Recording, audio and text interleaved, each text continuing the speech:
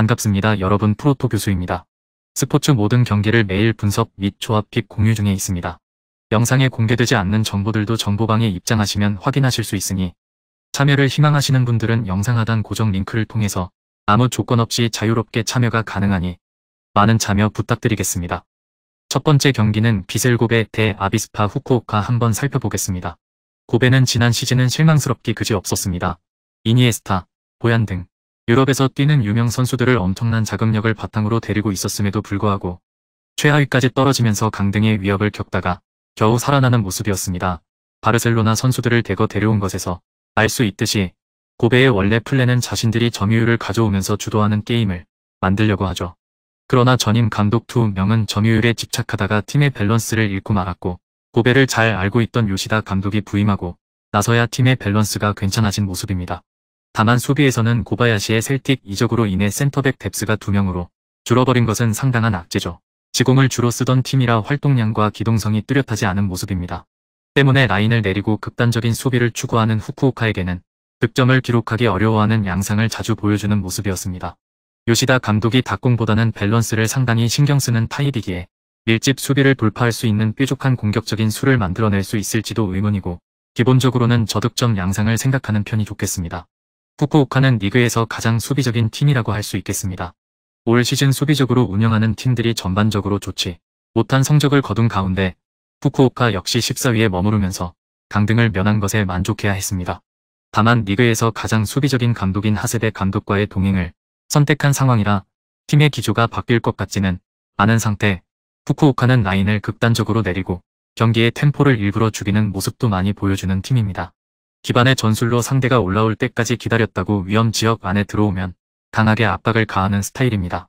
고베 같이 지공 중심의 팀에게는 의외로 효과가 큰 모습인데, 지난 시즌 고베와의 두 번의 경기에서도 0대0과 0대1로 나름 스코어는 대등한 모습을 보여주었습니다. 물론 공격력은 기대하면 안 되는 수준, 역습을 나갈 때도 팀 전체가 올라오는 것이 아니라 전방의 2~3명에게 공격을 맡기고 나머지는 수비 라인 구축에 힘쓰는 모습을 보여주죠. 지난 시즌 리그에서 30골을 넘기지 못한 팀은 후쿠오카가 유일했다는 점에서 후쿠오카의 기조가 공격에서는 별 힘을 쓰지 못하는 상황임을 말해주는 상태입니다. 올해 적은 기회를 골로 잘 연결해주던 야마기시와 재계약에 성공하기는 했는데, 야마기시도 리그 두 자릿수 득점을 기록한 것은 지난 시즌이 처음이었던 자원이었습니다. 후쿠오카는 올 시즌도 극단적인 수비 대형을 짤 것이 확실한 상태, 지공과 밸런스 중심의 고베가 후쿠오카의 밀집 수비와 낮은 라인에 고전하는 경우는 상당히 잦았습니다.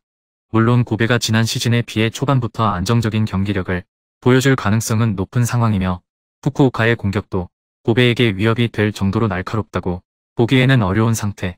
승부에서는 고베가 유리할 것입니다. 두 번째 경기는 요코하마 대 나고야 그랜퍼스 한번 살펴보겠습니다. 요코하마는 지난 시즌 2부 리그에서 2위를 기록하고 승격한 전력, 2021년 제2리그 1에서 강등된 뒤 한 시즌 만에 다시 승격에 성공했습니다. 일단 이번 시즌의 목표는 당연히 잔류로 가닥을 잡아야 하는 상태, 주축 선수 대부분을 지키면서 시즌에 대한 기대를 높이고 있는 상태.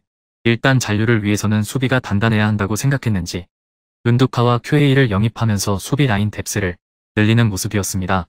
다만 이 두 선수 모두 제2일에서 뛴 경험은 없기 때문에 리스크는 어느 정도 있는 상태죠. 지난 시즌에도 수비보다는 공격에서 두각을 드러내면서 호성적을 기록했던 유형이기 때문에 수비 라인이 안정화에는 의문부호를 보내도 좋을 듯 합니다. 지난 시즌 26골을 기록하면서 득점왕을 기록한 오가와를 지키는 데는 성공했죠. 그러나 팀의 문제는 오가와를 제외하면 뚜렷한 득점원이 없었다는 점. 지난 시즌 오가와에 이어 두 번째로 많은 골을 넣은 선수는 이토로 6골을 넣었습니다. 윙어인 타카이를 영입하면서 보조 득점원을 영입하는 데 성공은 한 모습. 제2리그에서 두 시즌 연속으로 두 자릿수 득점을 기록하는 등 이선 자원임에도 득점력이 꽤 출중하다는 평가인데, 물론 이 선수도 제1에서는 뛴 경험이 적습니다. 나고야는 소비 축구의 종말을 여실히 보여주던 팀. 지난 시즌 소비 축구를 표방한 팀들은 겨우 잔류하는 데 그쳤는데, 그나마 나고야가 8위에 오르면서 체면 7회를 한 정도였다고 할 수 있었습니다. 지난 시즌 나고야의 수비 색채는 여전히 유지되었고 리그 최소 실점 1위의 팀이었고 300 기반의 수비적인 축구로 시즌을 보낸 모습입니다. 올 시즌도 수비 축구 기조를 유지하려는 듯 히로시마에서 노가미를 데려오면서 센터백을 보강하는 선택을 했습니다. 애초에 주전 3명 이외에는 명확한 센터백 자원이 없었기에 뎁스를 늘린다는 데서 꽤 괜찮은 선택이라고 할 수 있을 것입니다. 노가미는 수비형 미드필더, 윙백도 소화할 정도로 멀티플레이어 특성을 가지고 있는 선수입니다. 수비적으로 나서는 팀이기 때문에 중원과 공격력은 약점이고 특히 지난 시즌 중원 약점은 상당히 심각했는데 지난 시즌 46.2%의 점유율은 리그에서 4번째로 낮은 수치였습니다. 이 때문에 공격 찬스를 잡기 어려운 상황이 되어버렸고 리그 30골에 그치는 원인이 되고 말았습니다. 전방의 주코를 보강하면서 창 끝을 날카롭게 만들기는 했지만 이나가키 이외에 확실한 주전이 없는 중원이 없는 상황이라 전방으로 공을 잘 보내줄 수 있을지는 의문스럽습니다. 일단 나고야는 올 시즌도 수비적으로 나설 것이 유력한 상태, 요코하마의 영입생들이 대부분 일부 리그 경험이 적어 득점력 분산은 어려운 미션이 될 수 있습니다. 영입생들이 제 역할을 하지 못한다면 나고야가 수비해야 할 대상은 명확해질 것, 수비 라인의 약점도 요코하마가 가지고 있는 터라 나고야가 일부 리그의 수비와 경험을 바탕으로 경기를 잡아낼 것으로 봅니다.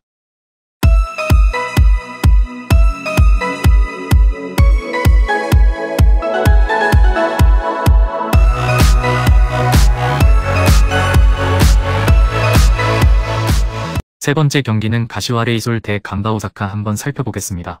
가시와는 아쉬운 성과를 낸 팀, 2021년 15위를 차지한 것에 비하면 7위라는 순위 상승은 상당히 놀라웠지만 시즌 막바지에 10경기 무승에 그치면서 최상위권을 지키는 뒷심을 보여주지는 못했던 상황이었습니다.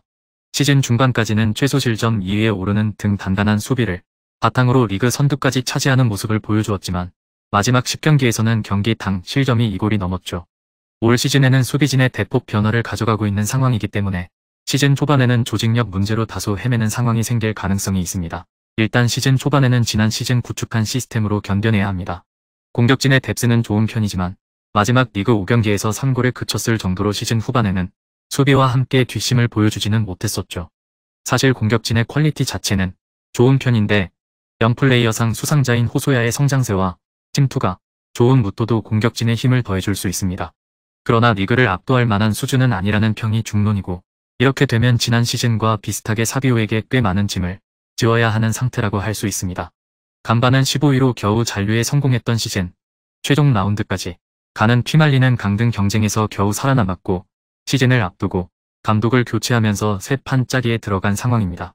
새로 부임한 포야토스 감독은 지난 시즌 도쿠시마를 이끌던 감독, 스페인 출신답게 점유율 기반의 축구를 하는 스타일로 지난 시즌 수비적으로 나서던 팀 기조에서 벗어나 다른 팀들과 비슷하게 공격적인 팀으로의 변모를 꾀하려는 의도로 보입니다. 이를 위해 외국인 선수들을 모두 교체하고 유럽에서 뛰던 스즈키, 내시노를 보강하면서 전반적인 팀 체질 개선에 나서는 상태. 지난 시즌 포야토스 감독은 점유를 바탕으로 상대에게 공격 찬스를 쥐어주지 않는 방식으로 훌륭한 수비력을 선보였습니다. 다만 현재 지난 시즌 주전 센터백 겐의 이적으로 인해 생긴 수비 공백은 다소 우려스러운 점입니다. 지난 시즌 수비적인 플레이를 구사했음에도 리그에서 44실점으로 수비적으로는 안정감이 꽤 떨어진 모습을 보여준 상황에서 수비진의 뎁스가 약화된 것이 달가운 일은 아닐 것입니다. 간바의 팀 체질 개선으로 인해 꽤 공격적인 모습을 보여줄 것으로 기대되고 있기는 하지만 가시마가 지난 시즌 중반까지 보여준 수비력은 꽤 놀라운 모습이었습니다. 간바의 수비는 지난 시즌에도 문제였던 점을 감안하면 수비적으로 올 시즌 간바는 더 리스크를 져야 할 수도 있습니다. 물론 가시와도 수비 세대 교체로 인해 수비가 다소 흔들릴 여지는 있지만 기본적인 수비력에서 앞서면서 승기를 잡을 것으로 예상됩니다. 마지막 네 번째 경기는 사간도스 대 쇼난벨마를 한번 살펴보겠습니다. 사간도스는 시즌 막바지에는 부진에 휩싸이면서 10위 아래로 순위가 내려갔지만 꾸준히 전력에 비해 훌륭한 모습을 보여주는 팀입니다. 특히 평균 활동량에서 1위를 차지했을 정도로 엄청난 기동성과 에너지 레벨이 눈에 띄는 팀 때문에 시즌 막바지에 부진한 것은 사간도스 선수들의 에너지 레벨이 시즌 막바지에는 떨어지기 쉽기 때문이라는 점 때문일 것입니다. 그러나 시즌 초반에는 상당히 안정적인 전력을 보여주었다는 점에는 주목해볼 필요가 있는데 지난 시즌에도 개막 이후 7경기 무패를 달리면서 돌풍의 핵 역할은 충실히 해주었습니다. 지난 시즌 초반 돌풍의 요인은 공격보다는 수비적인 안정감이 큰 역할을 했습니다. 활동량을 바탕으로 상대의 빌드업을 막아내고 유연한 전술 변화로 공격과 수비 시에 서로 다른 포메이션을 가동하면서 점유율도 생각보다는 높게 가져가던 모습이었습니다. 올 시즌 핵심 수비수 디에고가 이탈했다는 점은 뼈아프나 2003년생이지만 이미 100경기 넘게 프로에서 뛴 나카노가 대치자가 될 전망이고 시스템적인 안정감이 뛰어나 시즌 초반에는 안정적으로 골문을 사수할 수 있을 것입니다. 쇼나는 지난 시즌에는 12위를 차지하면서 승격 이후 가장 높은 순위를 차지할 수 있었습니다. 쇼난 역시 사간도수와 비슷하게 활동량 위주의 전술을 쓰는 팀으로 실점 억제력이 상당히 좋은 팀, 지난 시즌 쇼난보다 실점이 적었던 팀은 4팀에 불과했습니다. 다만 비대칭 전형으로 점유율도 높게 가져갔던 사간도수와는 달리 쇼난은 수비에 집중하는 시간이 더 길었다 때문에 공격력에서는 상대적으로 부진했던 것이 사실 폭발력이 좋은 오노세가 영입되기는 했지만 최전방 자원이 아니라 측면에 집중되어 있는 선수라 전방에서의 영향력을 펼치는 데는 어느 정도 한계가 있는 상황입니다. 쇼난의 경우 재정적으로 많이 어려운 팀이라 임대 이적의 비중이 높은데 올 시즌에는 임대로 데려왔던 선수를 완전 이적으로 전환하면서 전력 안정성을 최대한 추구하려는 모습. 주목해볼 만한 선수는 수비 전 지역을 커버해줄 수 있는 스기오카. 올 시즌에도 쇼난의 주전 센터백으로 나설 것으로 보이는 상태죠. 지난 시즌 초반 극도의 부진에 빠지기는 했지만 시즌 초반에는 선수 이탈과 임대 영입이 많아 전력의 안정성이 많이 떨어지던 상황이었음을 감안하면 이번 시즌 초반에는 지난 시즌보다는 안정적인 모습을 보여줄 가능성이 있습니다. 양 팀이 모두 수비적으로 장점이 크다는 점을 감안하면 언더는 상당히 유력한 픽으로 보여집니다. 다만 사간도스가 쇼난에 비해 점유율 확보에 능한 모습을 보이고 젠 초반 에너지 레벨이 살아있는 경우에는 조금 더 안정적인 모습을 보여주는 경우가 잦았습니다. 이를 감안하면 시즌 초반에는 사간도스가 우세한 모습을 많이 보여줄 수 있을 가능성이 있습니다.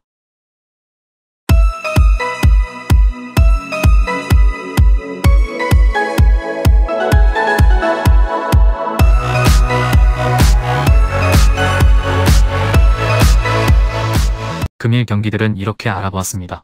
좀 더 다양하고 많은 정보를 원하시는 분들은 영상 하단 댓글에 링크 클릭 후 문의하시면 아무런 조건 없이 정보방 입장 가능하니 입장하셔서 정보 받아보시길 바라겠습니다. 그리고 영상에서 리뷰하지 않은 디테일한 정보와 조합픽은 매일 교수 정보방에서 공유하고 있으니 꼭 참여해보시길 권장드리며 이번 영상은 여기까지 하겠습니다. 시청해주셔서 감사드리며 늘 여러분들의 건승을 기원합니다. 감사합니다.